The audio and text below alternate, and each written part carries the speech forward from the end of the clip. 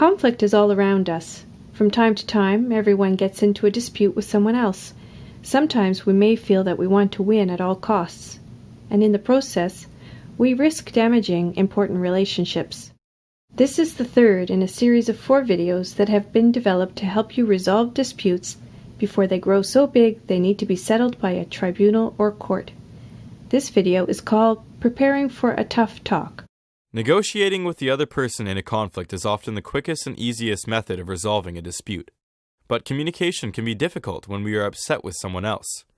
This video explains how to prepare for a tough talk that will improve the chances that it will end in a positive solution. First, a note about safety. If you are feeling uncomfortable about talking to the other person, ask yourself whether it's because you know the conversation is going to be difficult, which you can prepare for, or whether it's because you feel unsafe around the other person. If talking to the other person is going to put you at risk, use a third party to help you resolve the dispute. In this video, we're going to look at the case of Susan, who is frustrated with her cell phone company but isn't sure it's worth it to talk to them. She discovers, however, that there's a lot she can do to prepare in advance for the discussion. The cell phone company is overcharging me and I can't seem to get the problem solved. It has been 3 months and they are still charging me for calls I didn't make. And I'm not very impressed with their customer service. They hung up on me the last time I tried to talk to them. Is there anyone you can complain to and get the matter resolved once and for all?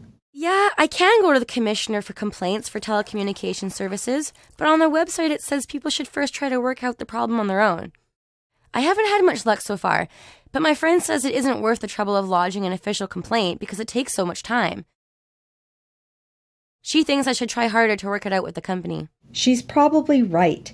Better to be prepared, though. I suppose so. I just really dread having to get into a tough discussion about this. If you are having trouble deciding what to do, try writing down the risks and the benefits of working it out rather than going to the commissioner for complaints.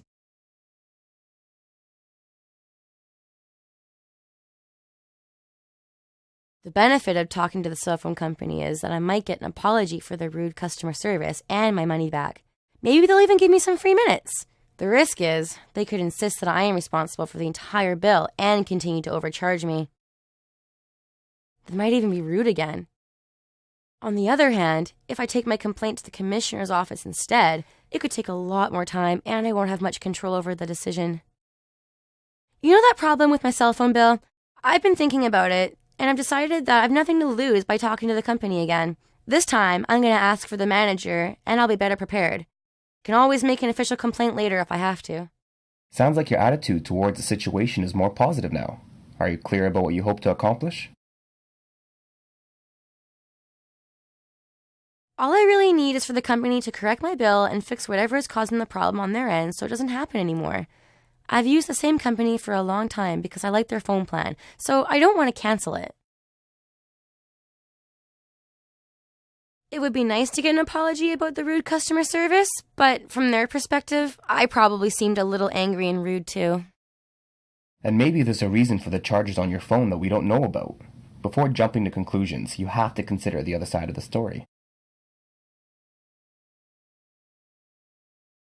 I figure they'll want to keep me as their customer, so we have a common goal, which is to keep the relationship going. That's right. You can't assume they have bad intentions. How about you practice what you want to say with me? Great idea about practicing. I'll write out what I plan to say.